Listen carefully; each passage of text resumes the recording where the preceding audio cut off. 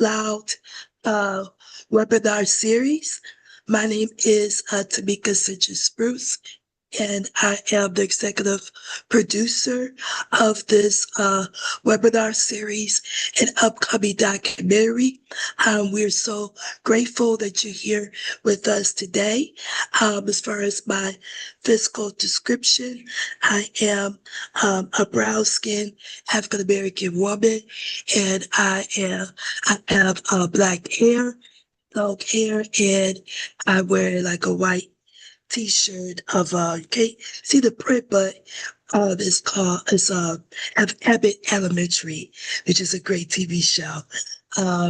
Yes, so just about a year ago, Julia and I set out to create the documentary, again, hashtag Autistic Out Loud, that centers and amplifies the voices of Black autistic people.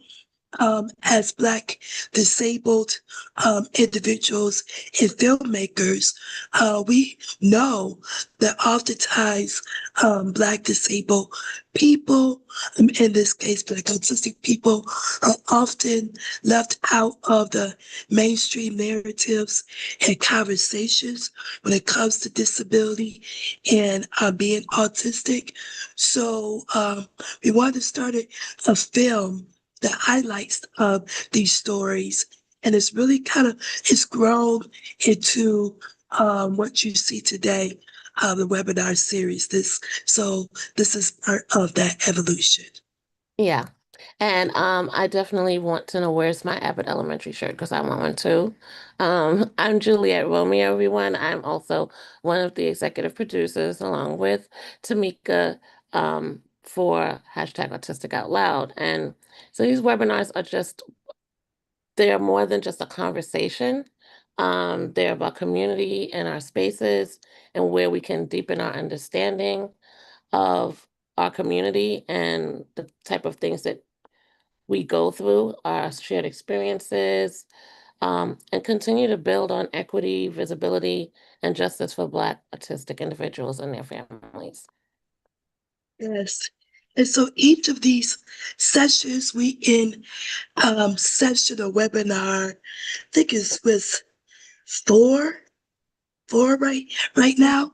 And so, each session highlights the themes from the film that we hope to cover. So, the conversation's been ranging from education, that was last webinar, education deployment. We talked about diagnoses. That was the beginning of the first webinar we had. Also, we talk about joy and autistic Black joy, identity, and resistance. So, you'll hear today we're focusing on mental health and well-being through self-acceptance. So today you will hear from great autistic leaders, parents, scholars, and community activists who are shaping what inclusion and disability justice look like. Yeah, so if you're joining us as a self-advocate, an ally, a parent, a professional, or someone that is new to the autistic space and still learning, we welcome you. And we thank you for showing up and leaning into what will be a very powerful dialogue. The last 4 weeks have been amazing. So I just know that this week is going to just bring us more exposure and awareness. And I learned something new every time we do this. So we really invite you to listen deeply, ask questions, and share what you've learned. So this is just the beginning. Yes. And before I get to the thank yous and start this conversation, we have developed a folder of the action steps from previous webinars. So you have the action steps you'll find in the folder. You also have the YouTube link from the previous webinars. Also, we have resources that was mentioned in the past conversations, and also the contact information for the panelists and the moderators. After today's discussion, we will also include the highlights from this conversation. So you'll in this folder that Charlotte will put in the chat. Again, it's like written information, so you know how to, proceed in action steps, resources, as well. And also, I'm happy to announce that the last webinar, so next Wednesday, will be about autistic Black joy, and they'll have great panelists and moderator. And then the last one, very last one, July 9th, you will hear from the main subjects of Autistic Out Loud. So you get to learn more about them and their stories. And also Juliet and I will go more in depth about the documentary and how you can follow us and all that stuff. So stay tuned for that. So I would like to thank Charlotte Batchelor, my friend, Betty Charlotte, for putting this together. She is our project coordinator. I'd like to thank, our team as well, our publicists who have helped us, Pam Perry. And also, I'd like to thank the moderator, Maria, and the excellent panelists that is here with us today. And thank you, the viewing audience and attendees, for being part of this journey. So without further ado, I would like to give to Maria to start our conversation. Hello, everyone. I'm excited to be here today moderating this panel on autism and mental health. So we're going to jump right into our questions for our panelists here. The first question that I have is, what are the challenges that Black autistic individuals and their families face when finding acceptance? Who would like to knock that one out the park?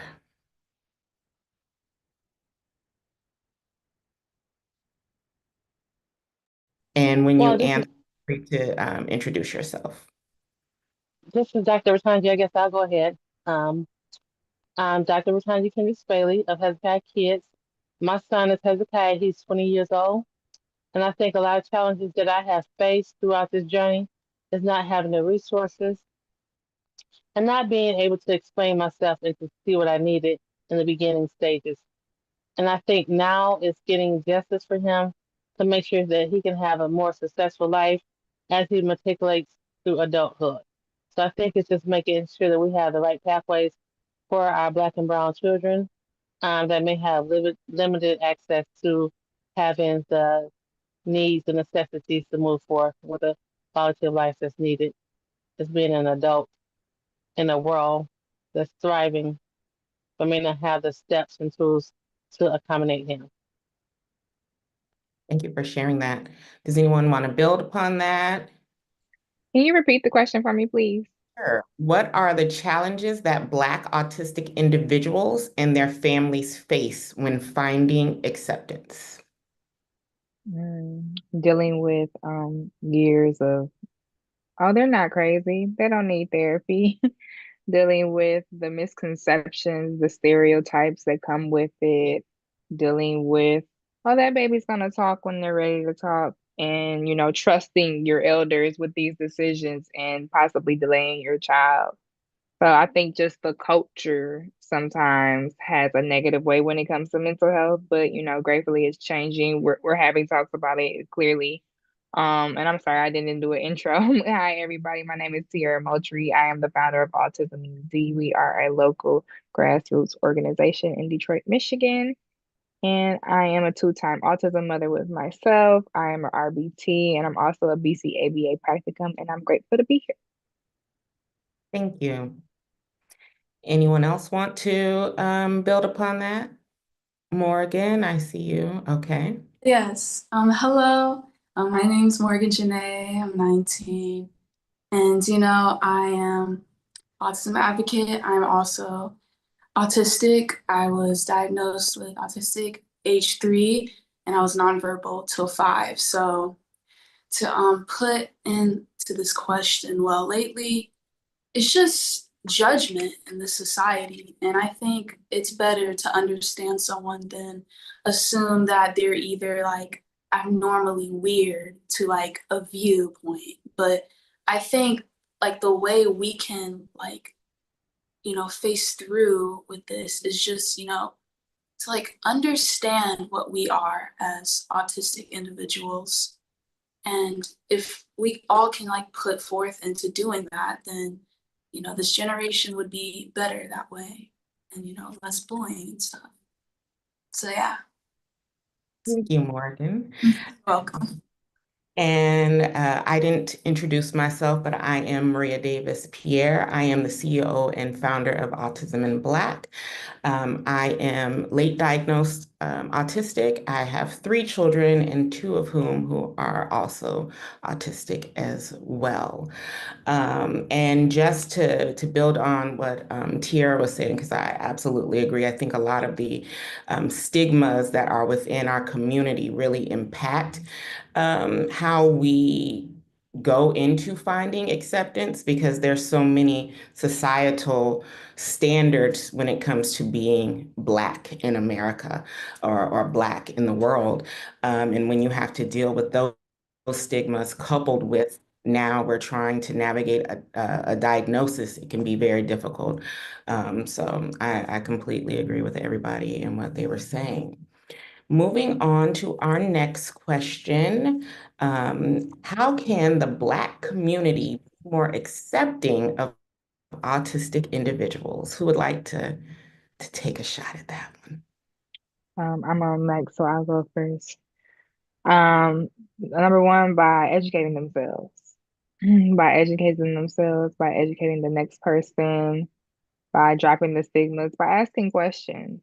Asking questions don't hurt if you're asking them appropriately and respectfully. Just be mindful of how sometimes it's a sensitive topic for some people. Some people aren't as open about it, but it is okay to ask these questions because you don't know unless you ask. So starting with educating ourselves, growing these inclusive spaces, growing these groups like this, talking about it, keeping the conversation going because the conversation needs to continue as rates go up. So just having that room to educate somebody, instead of being upset about somebody staring, tell them what's going on. Because people will stare, people will make comments, but find the glass half full in it and redirect it. Thank you for that. Anybody else want to chime in on how can the Black community be more accepting of autistic individuals? Yes. And, just as she said, I agree with all of that. And, it's also mainly doing research too on who we are as people and to, understand us better. And that's like the best of it. And, when doing that, you can understand who we are and what we're dealing with. And at times it may seem, a bit of a pace. There's like certain understandings we gotta commit to. And that's why, as far as, understanding each other and everyone, it'll be the best of us. So yes. Thank you, Morgan. Dr. Bailey, do you want to chime in on that one? I sure can. Being a mother of 5 sons, when my baby has autism, I have learned to give myself grace and patience and to be open-minded, that everyone is not going to accept him, but it's up to me to make me be more accepting in the not accepting him. Thirdly is to educate the community that not everything will fit, not all pieces will fit into the puzzle, and it's okay. And to just continue to grow this space because these kids that are small, they do grow up to be adults. So we want to make sure that the community and the families and the caregivers are well educated on how to deal with our kids living with that are empowered differently. Thank you, Dr. Bailey. I completely agree with everybody and what they have said thus far about that. I think there does come a point where we do have to take it upon ourselves as a community to do some of that research on our own. Also giving not only ourselves grace, but other individuals. If we understand as a community that not everybody is alike, that our brains work differently, and provide people with the grace, I think that can lead to people feeling more comfortable to share and disclose who they are. If I feel that I'm going to be ostracized or picked on or bullied, then I'm more so not wanting to share that side of me. But if you're providing that safe space for me to unmask, to let my guard down, and to talk to you, I think that just helps us as a whole. So we'll move on to our next question, which I'm looking forward to all these answers as a licensed clinician. So, what is the connection between autism acceptance and mental health?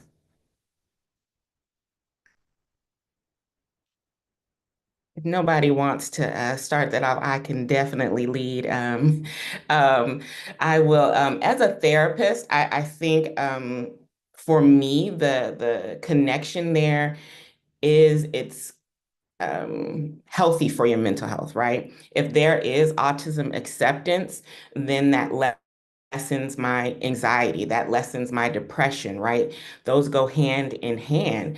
There is a lot of overlap between autism and other diagnoses. There's higher chances of me as an autistic individual having anxiety, having depression, having eating disorders and things of that nature. And if I am in a safe space, like I was saying, then that lessens my anxiety, right? I feel more accepted, then I don't feel as depressed, right? I have a community of like-minded individuals that are safe for me. Community is so important. And when the community is accepting, when the community is aware, then it goes hand in hand with your mental health to make sure that you are not in a bad place. As soon as you started answering the question, I was like, yeah, that's exactly it. Because if we talk about it and we know about it, then we know how to help and support. I always tell people if it's not the direct help I'm asking for, it's not helpful to me. It's not helpful to me at all. You may think you're helping me, but it's not helpful to me. So if we had those safe spaces where people can say, hey, I'm in a manic episode right now. Please help me. This is how you can help me because they're taught to make these plans of how to get out of these episodes. But if they don't have anybody to support them that knows the plan too, it can only go so far if you're not in the mental state to set the plan out. So that's exactly what you said. You said it all.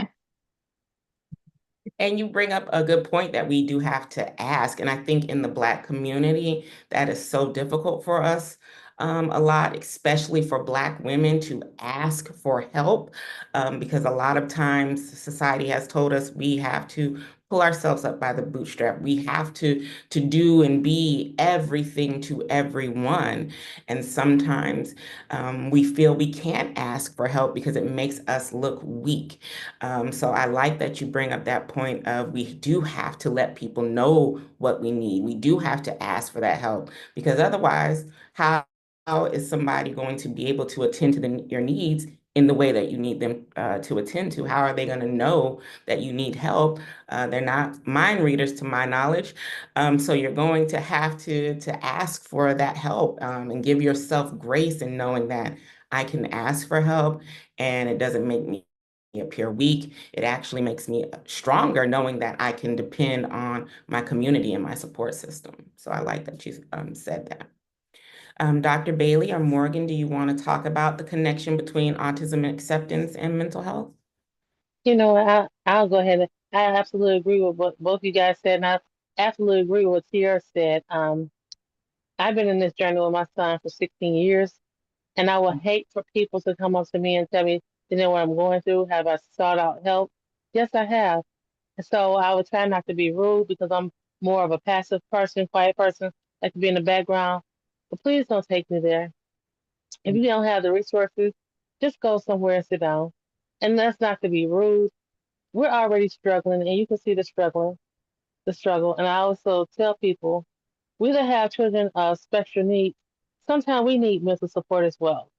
So if you have online questions or things that you just want to say, think about it before you open your mouth.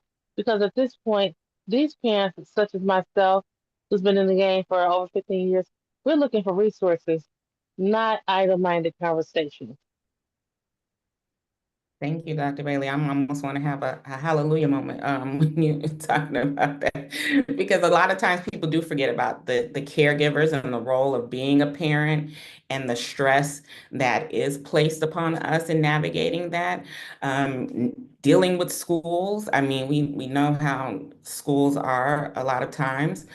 Dealing with healthcare providers, we know how healthcare providers can be, especially adding in the stigma of being Black and the biases that are there. So definitely our parents and our caregivers need support as well.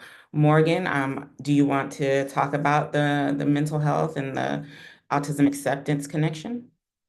Yes. And, you know, like, to put it in this best explanation, I believe that the more they can genuinely accept the spectrum, the more at peace we can be within the society. Because within judgment, it hurts us. And, it can affect the mental health as well of autistic individuals and any neurodivergent at that. So what goes around with words can either affect us negatively or positively. So the connection of both those terms is that we just need to understand each other better. And knowing things that go too far, we don't push them. And that's why you gotta understand us in this generation in order for us to stay balanced with the mental health as well.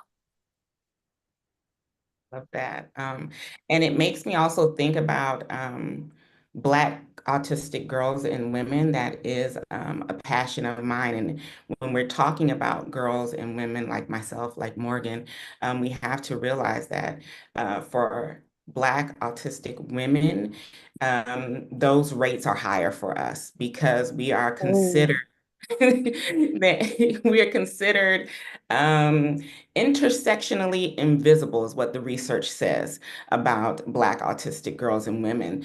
We're have higher rates of being misdiagnosed, hence why I was 36 when I got my autism diagnosis, right? We're able to read that room and mask, but that also leads to those mental health diagnoses being much higher, right? And having to try to navigate and cope with those things. So when we're talking about autism acceptance and mental health, I always like to really shine a light on the lack of talking that goes when it comes to Black autistic girls and women. Tiara, you were going to say something? Yes, I'm like, before you jump to your next question, because I just had a friend the other day. She has twins. Her son is he has his diagnosis, and she was saying, I think they're going to pre-K, or they're going to pre-K or going to kindergarten. But she was saying like her daughter twin has been in school, all of a sudden they're asking her, can she get evaluated and stuff like that. And I was like, yeah. I said, and why wouldn't you want to know? Your son is autistic. I said, I personally think it's genetically. I said, so why wouldn't you want to know? I said, I want to know. I said, get it done now. I said, because I can't find any place where I can get it done for free with insurance coverage for free, without a $400 copay. I'm like, so my thing is always the questions lead to answers. We cannot get the answers and the resources and the help that we need without asking the question. So when you said that, I'm like, yes, I'm like, and that's what I told her. I said, little Black girls are the most underdiagnosed. I said, learning all that I know now, I know my sister has ADHD. How she's been in therapy for years and they never gave her a diagnosis, I don't understand. But it's evident and it's missed over and passed upon. Mhm. So yeah. Not to go off on a tangent about that, this is like my thing, Okay. right? As a clinician, it's because the assessments are not for Black people. They're not DSM assessments, evaluations. They're all curated and research done on white males. So of course we don't present like that because we're not white males, and that really can impact us. You can think about being 36 and having to having masked your entire life, not knowing that that is what you were doing, and not understanding why you're exhausted, why you're so burnt out, why you can't keep up, right, with these things. Even if my daughter she just turned 13, our oldest, and she is one of our children who's autistic, and she presents classic DSM textbook autism, but we still had to go through so much to get her diagnosis. Me actually sitting in the pediatric neurologist office for 7 days straight just to get her diagnosis, right? And the impact on my mental health of having to do that, of having to fight for that. So when we're talking about these things, we really have to understand that even within the Black autism community, there are individuals whose stories are not being shared, who are still having even more of a difficult time because of those intersectionalities, being Black, autistic, adding on being a girl, a woman, makes those things even harder. So I'm glad we were able to touch on that a little bit. Moving on to our next question. Why do we need both autism awareness and autism acceptance?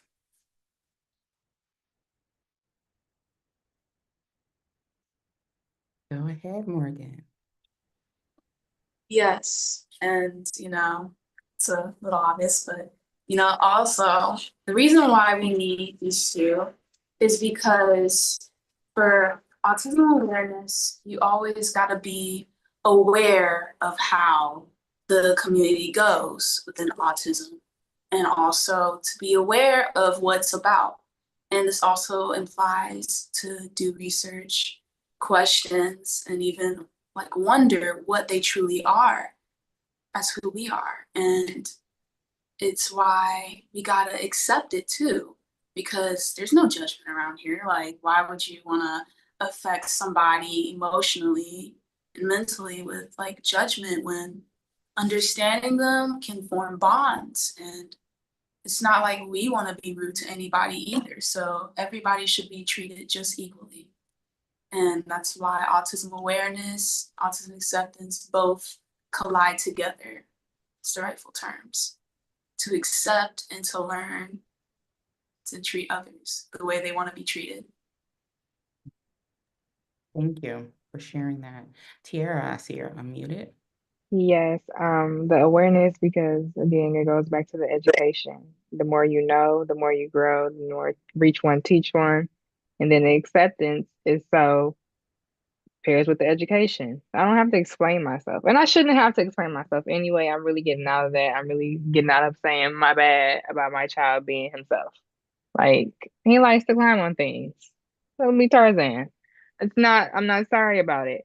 So, just having that acceptance where if everybody is educated, it pairs with the acceptance because they wouldn't stare. They would offer help. If this was the normacy, and if it wasn't shunned upon and it wasn't displayed and dictated as it's a disease or something, it would be something that's a shared experience. If people really got to know those on the spectrum, they're the biggest hearts and filled with joy and have all these great aspects, but you have to be open to learning that. And, stigmas come with everything. So there's that. Right about that. Dr. Bailey, do you want to chime in on that? Why do we need You both? know, Go ahead. I was just listening to Tierra, and I used to always have to explain to myself when I would go somewhere. My son has autism, just to see if they would accept him. If people stared at me, I was always explaining myself. And then I just got to the point, it is what it is. Mhm. I agree on that. I think for me, in specifically talking about the Black community, a lot of us just are not aware. I can think of where my family is from. They're from a a town in Alabama, and their first introduction to truly the actual autism diagnosis and what that was or is was my daughter when she got her diagnosis at 18 months, right? I think that while it's, of course, been around, in the Black community, it's just, oh, that's just cousin Boo Boo who'll stay in the room, and we don't really need to talk about his diagnosis or say anything about it or learn anything about it because he's already a Black male, and adding in something else can be scary. So we do need that awareness piece because representation matters so much in our community. And if we don't know, then how are we able to go and move on to the acceptance phase, right? So that awareness portion is still very important for the Black community because we lack the education and resources funneling into our community. And of course, the acceptance is the next step. So that is why I truly believe we need both for our community. As we move on to our last question, what does true autism acceptance look like to you? This might be a little challenging one to think about. Morgan, I want to hear your input first because you're the only panelist who is actually on the spectrum, so I would love to hear your input. Okay, thank you. And as for me, I believe that it just comes within like genuine love for us, for all of the autistic people, the conditions, everybody, and genuine love for us would just, it's like it's welcomed. And I believe all of that itself, it's very touching and nice, and you can see that in a person, and when you do, it's a good feeling. So I believe what they express to you is acceptance to me, and I could see it, I can view it, and I'll know that you accept us autistic people, and that's when you're like, okay, oh, you get it, you understand what we view society, what we do within our differences, and that's what makes us uniquely beautiful. So I believe that's my thinking, of course. Yeah. Thank you. Anyone else want to chime in on that? What does true autism acceptance look like to you? For me, as just a mother, as somebody who works with these kiddos every day, it looks like more communication boards in public places. It looks like non-inclusive hours, an inclusive place. It looks like full awareness. It looks like an education system that cares. It looks like an education system that does what they say they're supposed to do in binding documents. It looks like people showing up for the communities just like they show up for bullies. Let's show up for our kiddos. It looks like a camp I can send my kids to so I don't have to figure out what to do with them while they're in the house all day this summer. Like it looks like a world that I hope is soon to come before my children reach the age of 18, that they have the resources that they need to meet, that they're getting the help that they need to help. It looks like lack of wait lists. It looks like having providers that care. It looks like a healthy world that's going to shape. It looks like the acceptance to the point where we don't have peer-to-peer groups. Everybody's just intermingled. I tell people all the time, please, I tell my friends,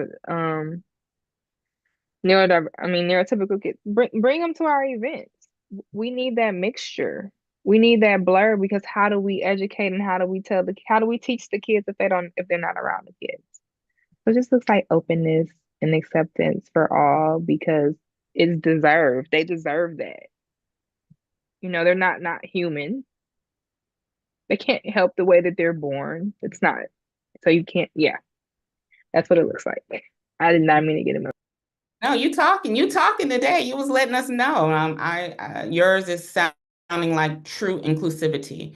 And I think a lot of times people say they are inclusive, but they're not to us. And I think that is what we feel, right? That's what you're feeling as a parent to know that. And Morgan, what you're feeling as a autistic individual is that spaces aren't truly inclusive to us. So it's difficult, and that adds on to the mental health. So thank you for sharing that. Thank you for being transparent for that, and don't ever apologize for your emotions because they are yours. Dr. Bailey, do you want to chime in on? Go ahead. Sierra had me up here crying.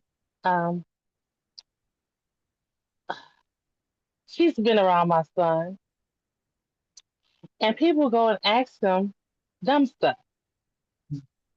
So when Sierra spoke to him, she met my son, she spoke to him, he spoke back. But then we have other people that know he doesn't like to talk. And so one young lady, she's been around my son for years. And she would call me every day and say, well, his guy saw me and he didn't speak to me. He's not talking to me. So I got tired of telling her he has autism. If he speaks to you, fine. If he doesn't, fine. Hey, you're the adult. He's artistic. Some days he may not speak to me, and I live in the house with him. So it just got to the point to one day he just had a outlast. He said, look, I don't feel like talking right now. And you keep asking me to talk. Just accept I may not talk to you today. I may not like you today. I may not like you tomorrow. I might like you Thursday. So I wish people would just get the picture. We've been in this journey for 16 years. He was diagnosed at 4. And I still get unlearned questions. And it's getting better, but it's not. And I think with the current state of what has been stated about autism, it's going to make it even worse for us, unfortunately, is why we need to stay on top of our mental health and making sure we're in supportive communities. I think. Please check in on our parents. Please check in on us. Because some days we're not good. I agree. I think I feel Sierra when she said people come and ask you stuff. If you don't have advice or resource right now, please just go have a seat. Yeah, You're I have not made walking in their several shoes. posts about people. I said, please stop sending me stuff. I live in it. I work in it. I study it. There's nothing you guys need to send me. This is Miara, by the way, you guys. This is real life autism parenting household when your husband works nights. So baby wakes up and you got to take the baby while you're presenting. So this is Miara, everybody. It's real life. Yes, and we appreciate real life around here. I think for me, what true autism acceptance looks like, and something that we work on every day in our organization, especially for my kids and the way I envision the world for them, is true community support. I think that safe spaces are so important. I don't want my children to feel like they have to go into environments and constantly mask so people will accept them. I want them to know that I am me, I am who I am, and when I go into these spaces, people are going to accept me for who I am.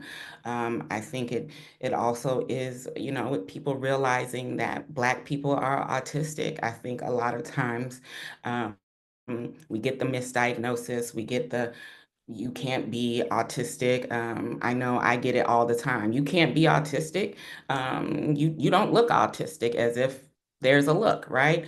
So I think for me, it's the realization that you can be Black and autistic. It is a full spectrum. The way I present, the way my children present are completely different, but that doesn't take away from us being autistic and those true safe community spaces. So that is something that I would love to see and for us to have as a community. Before we move on to Miss Maria, before you move on, I just have to piggyback on this.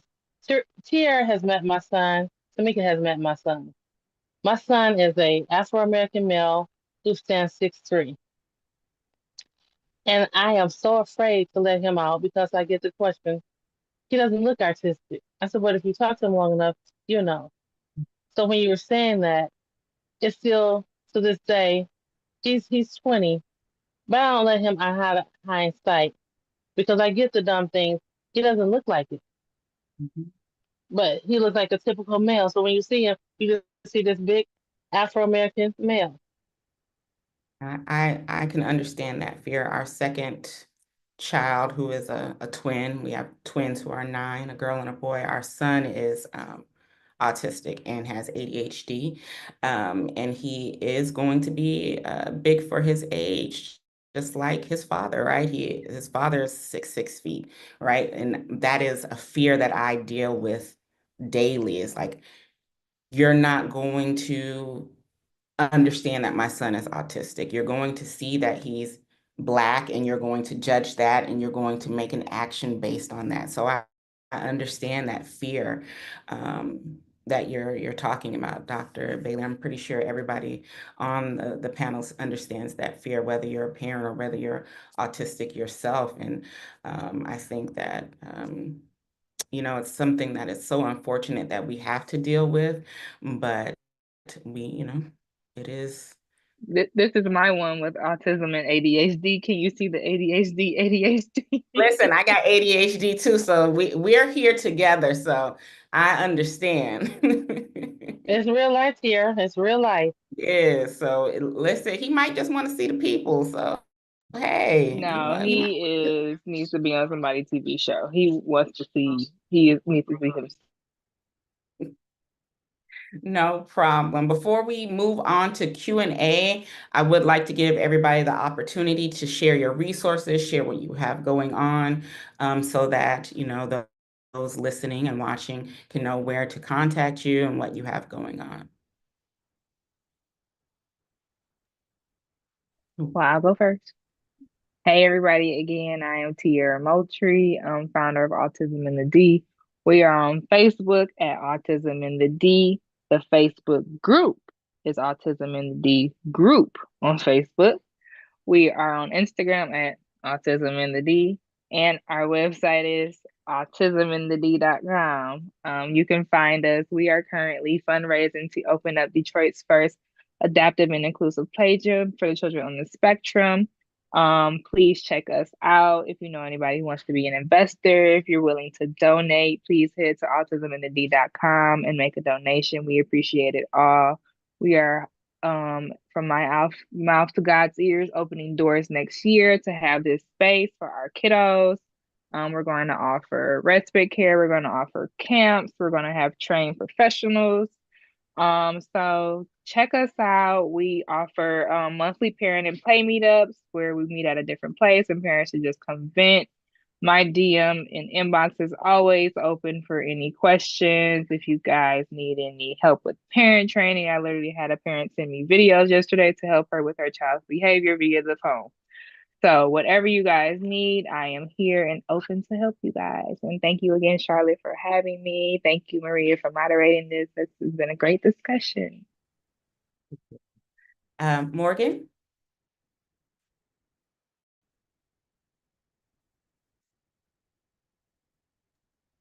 Okay. Well, hello. I'll still introduce myself too. And my name's Morgan Janae, and I am a content creator, actress, musician. As you can tell, I got a piano here. And singing brought my voice, and I love singing. And so everybody, y'all can follow me at Morgan Janae Official. I also have a website, morganjanae.com, including my upcoming album called Body of Work, which as well I produce music and make music too. And I also have a song called Neurodivergence. And it's ironic we're all talking about this too, because I have a song just like that. And so, yeah, I wrote it too. I also have an anti-bully record. And yeah, it's called Another Day, Another Night. what I call that, but yeah, lyrics. Yeah. Thank you, Morgan. And Dr. Bailey. Hi, you can find me on social media at Dr. Ratanji on Instagram, Hezekiah Kids. On Instagram, I have a Hezekiah Kids group and I have a Hezekiah Kids page. I provide parent workshops. I provide educating the educator in the school. I do a lot of parent meetups for the older kids. And I am working on a center-based adult program for the fall of 2027 because our kids of 18 and up, they get lost after they come out of high school. So I am creating spaces for our older adults, young adults with special living entirely differently because they do need that space. And I'm here to help whatever I can do. Please reach out to me. I have went through every phase of raising an adult son with autism, and I have just about gone through everything. So I do have quarterly parent meetings, and we go to different places where the parents just come down, sit, and chat. And I think we have our annual day coming up September 27th, and then our gala is November 1st, and then our next parent chat will be August 16th, I believe. But you can find all this information in the group, Cat Kids group on Instagram. Thank you, Dr. Bailey. And then as for me, Maria Davis Pierre, I am a licensed mental health counselor in the state of Florida and the CEO and founder of Autism in Black Inc. We are an organization that bridges that gap for Black parents raising Black autistic individuals. And we also work with organizations to be less harmful to the Black disability community. We have our annual conference that happens in April. We have a upcoming free couples and co-parenting summit that is happening July 26th as well. You can go to our website, autismandblack.org, to connect with us. We have a podcast as well. Tamika, Charlotte, and Juliet have all been presenters at our annual conference that is in April. My Instagram, which I'm most active on, is Autism in Black. So connect with us out there. And we also have a community that is for parents, professionals, as well as autistic individuals.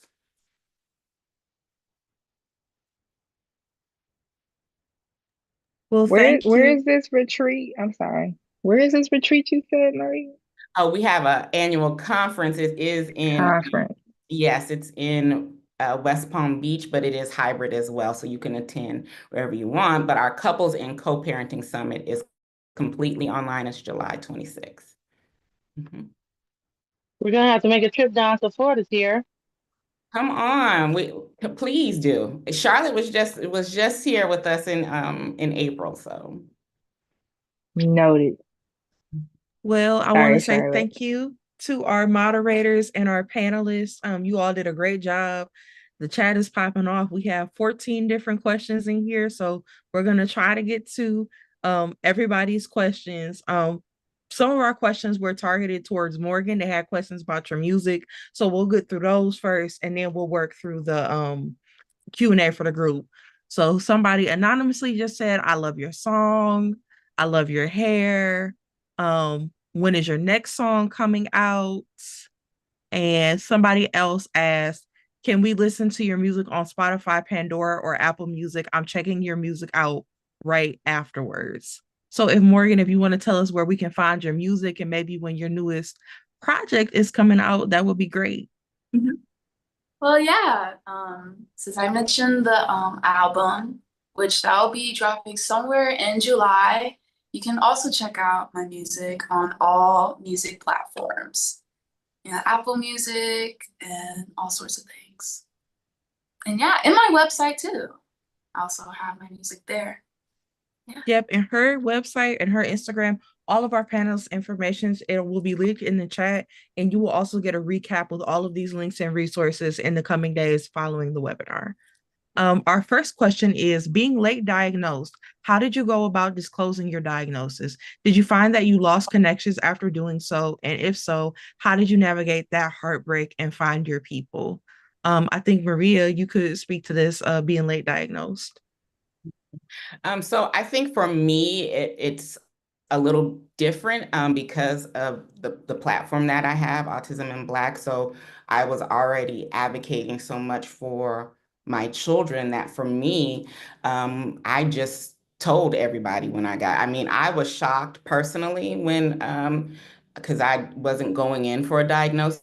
I was going in to get some ADHD medications, and my psychiatrist, who was my new psychiatrist at the time, was like, "Yeah, you do have ADHD, but girl, you're autistic as well." So so I think I was probably the only one in my family that was shocked.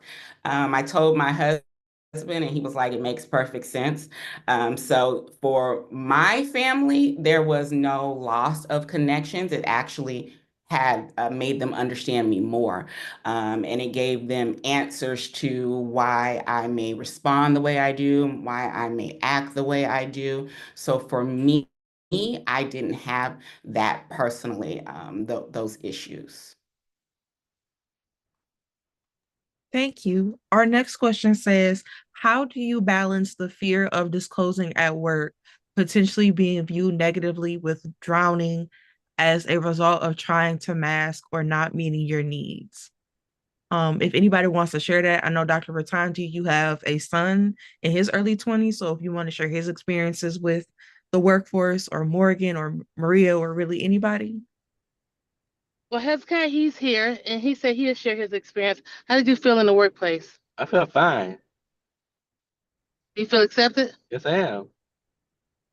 As always, like the same way I participate, paying attention to every program, like I did when I was younger, and the same way I'm doing right now as I get older. Did you guys hear him? Yeah, we can hear him. Thank you, Hezekiah. Welcome.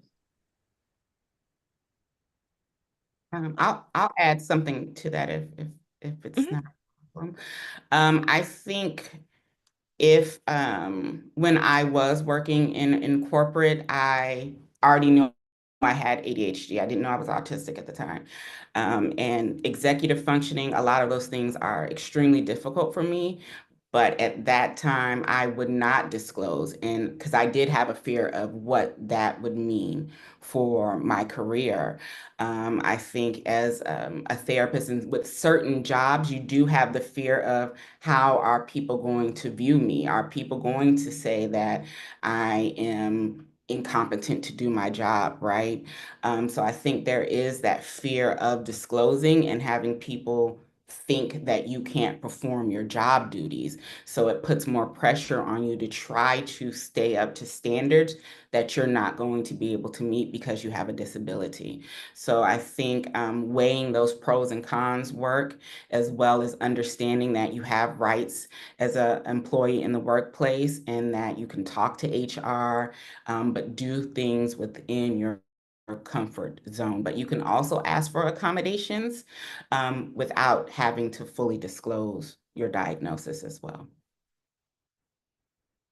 Thank you. And if you want to know more about workplace accommodations, I would check out our YouTube video from last week where we talked about employment and accommodations. And we had a 20-year veteran of the HR profession speaking about her experience and writing the framework. So please, if there is a topic that our attendees don't have the answer to, we got 3 other weeks of webinars for you all to look back. Our next question says, what are all resources you know of for Black autistic adults seeking to network, discuss workplace accessibility and professional development, and otherwise connect? I don't know of predominantly Black. I mean, they're not open to Black people. It's just not Black, all Black. But there is a space called the Living and Learning Center. It is in Northfield, Michigan. It is owned by a sweet, sweet, sweet, sweet woman. She, her story is similar to mine. Child, lack of resources, sold your house to move to a new area to open up a safe space, and it's continued to grow. She provides a lot of great resources for the adults on the spectrum. They have a few acres farm, so they do life skill training, they do discussions, they have a gift shop that is operated fully by people on the spectrum, adults on the spectrum. So they are a great point of resource. Just not Black owned or anything. But she's cool. She cool. She for the people.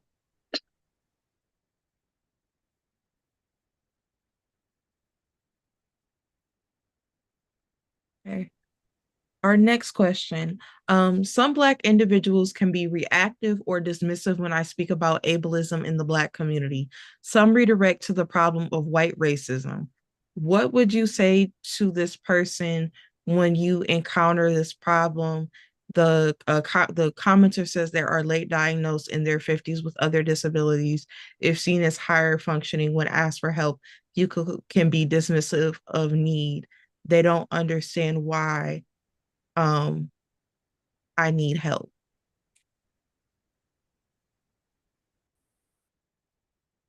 I can talk about that. I this is a difficult one because I think it also has to do with the lack of education and support the Black community gets as a whole, which is why sometimes we are definitely behind on certain things. I think what I would explain to them if you have, the mental capacity to do so is that there is a spectrum. And while you may be considering me high functioning, this is why I don't like high functioning and low functioning as a label, because I'm seen as high functioning. But if you put me in a space that I am completely uncomfortable in, I am not going to be able to maneuver in the manner that I would be if I'm in a comfortable space. I think it's important to explain that to individuals like, yes, I am really good at navigating in A, B, and C, but when it comes to D, E, and F, I am not able to do those things. And I do have a disability, and that is not a nasty, yucky word. I have a disability, and because of said disability, I do need supports. Explaining intersectionality, explaining that, the more intersections you have, the more difficult it is for you to navigate society. So it's really coming to you if you want to educate that person or send them to where they can get educated. But understanding that sometimes also people are not going to get it, and you have to make the decision, if you can, what that boundary looks like for you if you want to continue to conversate, communicate with them, or have boundaries in place that protect you from them being dismissive. Thank you.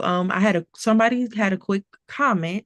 They just said, "Excellent work, ladies. Love to shine." So thank you. I'm gonna jump around here on our questions. This is for everybody on the panel. Do you think it is important to share with family and friends, especially those who have prejudged your child and your parenting style? I think this is regarding to disclosing their autism diagnosis. I don't really care about other people's opinions. I don't care about their judgment. I'm gonna let everybody. I'm transparent. You could call me transparent T.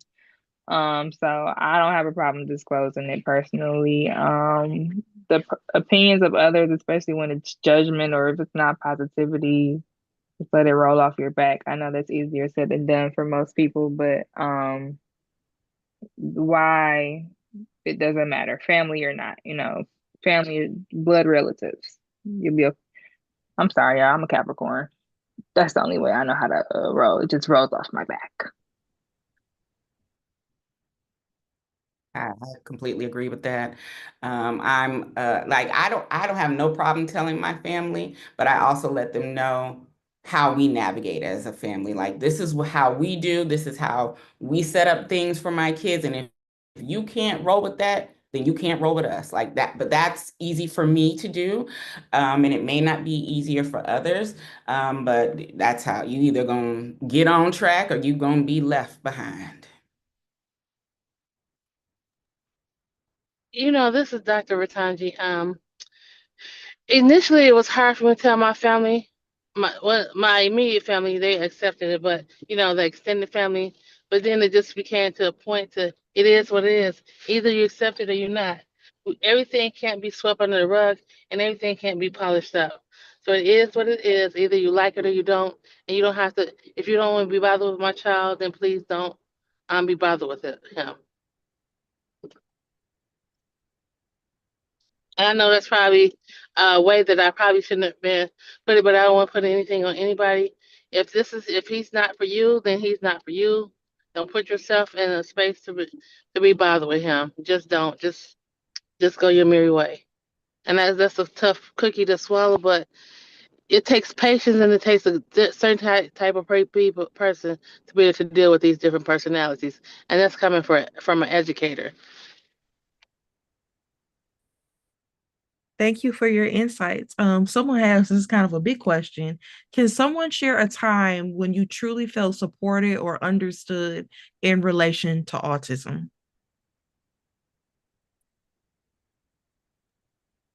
When I created Autism in the D, creating that safe space for me. I literally, during the height of COVID is when I started Autism in the D, and I made a post. I said, if you're a special needs parent and you want to come vent, meet up here. And that is where we began. And just having that safe space of people who I can relate to, because my mom couldn't tell me how to be a mom to my kid. It's completely different. So creating that community and that safe space, I had to organically do it. And the benefits are wild. I was recently invited to one of our regular parent members who comes to our meetups to her son's birthday party. And there were 4 other people from the group. And I'm like, this is why I do it. This is what I did it for, because we're growing that community. You're not alone. So making sure, like, if find your local meetup group, search on Eventbrite, search on Facebook, or even start your own. People ask me, how do I do it? I'm like, I literally just made a flyer. I was tired of being alone and not being understood. So sometimes you got to do the work. I agree. I think for me, it's any Autism in Black event that I truly feel comfortable in, or other Black autistic organizations that are out here that I, collaborate and work with. I think those are probably the only times that I have felt truly comfortable and able to let down my guard.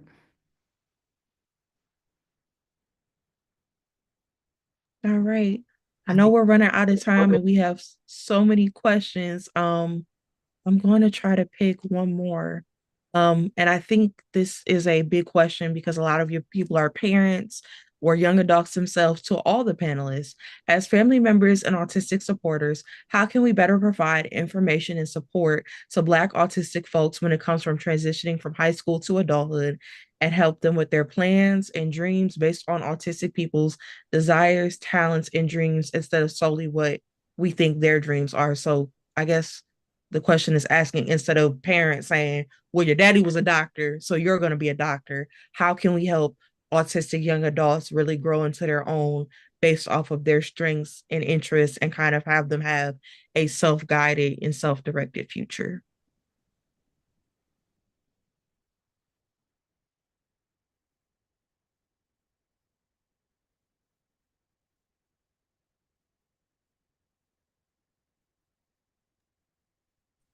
Well, basically, it just involves in everybody's own passion. And if you see your child and they like something and you're seeing them do it, more frequently, it can be drawing on the walls. They might be a drawer and you might figure that out just like for viewing what their purpose is. And if you can view it based off, like, instead of assuming, well, I think they're gonna be just like me when I grow up. Well, you can't tell from that point. Everybody has their own, you know, gifts. And so, you just make sure to approach them in the right paths. So yeah. I am somebody who has, my mom's an entrepreneur. My grandma is an entrepreneur. Girl. My grandma's an entrepreneur. So entrepreneurship was like, anybody who knows me, they ask me now, why are you working? Because I have to get my hours to take my tests. That is why I'm working. Because working for somebody was never for me. So if my kids want it, I don't care what you want to do. You want to try this sport today? You want to try this program? Because my mom put me in, you want to try this? You want to try this? We're going to try something until you like it. I'm not going to force you on anything. But we're going to try at least everything until you figure out something you like. And I think that is the best way to see, your child's talents and their gifts and what they have to offer into the world, because they have opportunities to explore these different avenues. So just always being open would be my answer.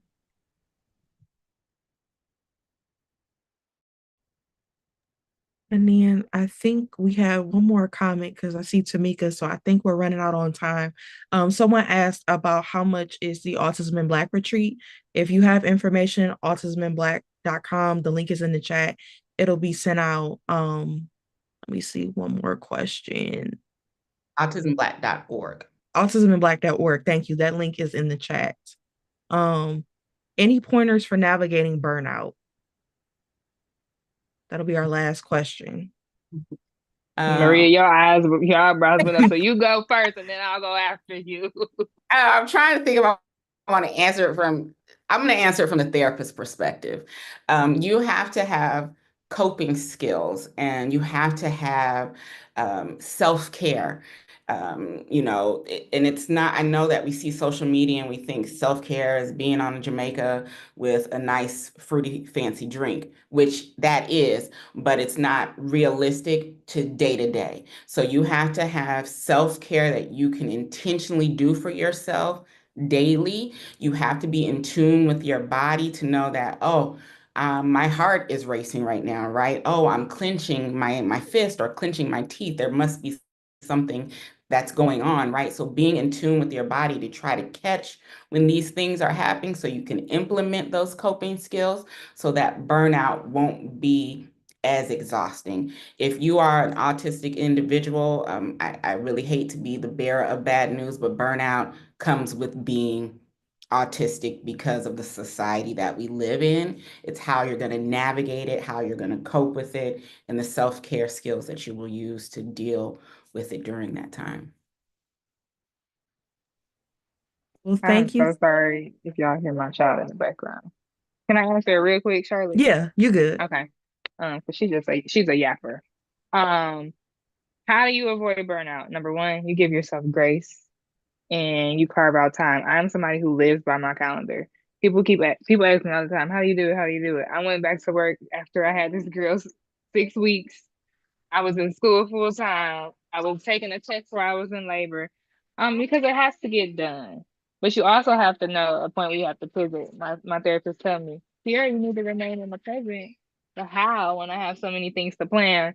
So it's always a constant battle with that. But I always give myself grace. I'm grateful to have a great support system and a partner who can see it, who can be like, all right, you need to get out the house, you need to lay in the bed, like you just need to do something besides do all this work. So I do have somebody to lean on from time to time that does help a lot. But making sure you pour into yourself because you cannot pour from an empty cup. Your kids feel what you feel as much as you try to hide it. They feel what you feel. I went to a lot of therapy and I learned to say it's okay to say that I'm frustrated that my child has autism. So that's okay to say.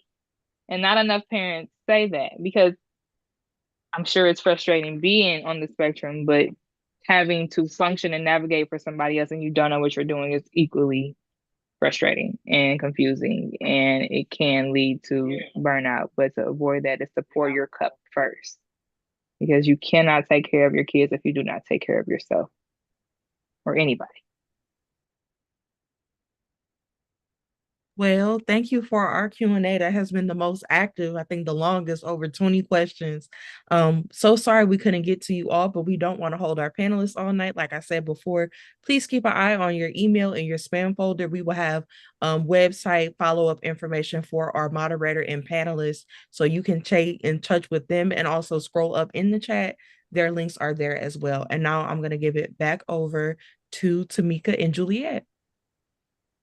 Yes, thank you. So before I get started, with the closing again, it's sure that also if you could put the survey in the chat, we definitely want to hear your feedback because, like again, this is a theory and we are in a process of starting the documentary. And so, as filmmakers, Juliet and I, it's very important to us to make sure that we create films and create content that's going to be impactful for our community. And so, please fill out the survey to let us know your thoughts. Also, if you would like to share your story, there's going to be a section or part of the documentary where we'll hear from commentary from different individuals across the country. So if you'd like to tell your story, please indicate that. If you want to also learn updates as we're, getting started filming and, all those things, and want to be part of it and also give us input as well as how we can use the film to, better improve the community. So before I get to some of the resources and things that I know about, Robin, I know this my good friend. So Robin, I know did you have a question or?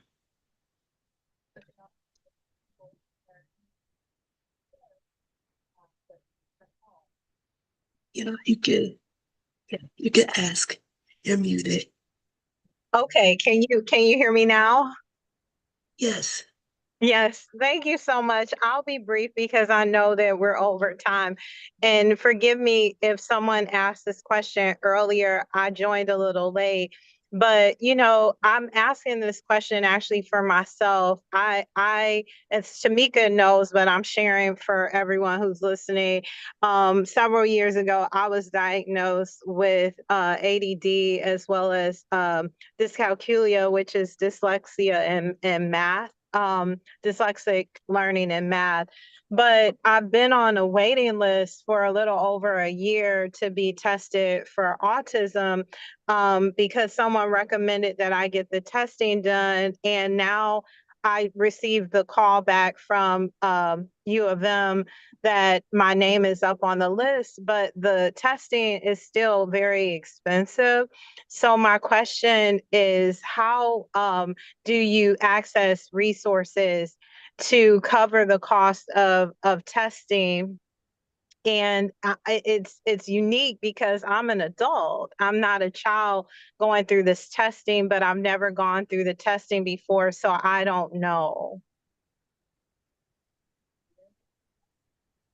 I know, well, I don't know personally. I have heard Autism Alliance of Michigan helps adults with their diagnosis path. So you can reach out to them. They're online, they're on every social media too. But I hear that they have great resources. They're on my list of people to reach out to myself. Awesome. I will definitely look them up and reach out to them. Thank you so much for that resource. I want to jump in really quick because I actually got diagnosed here in Michigan. It may be worth checking out the Sunfield Center in Ann Arbor.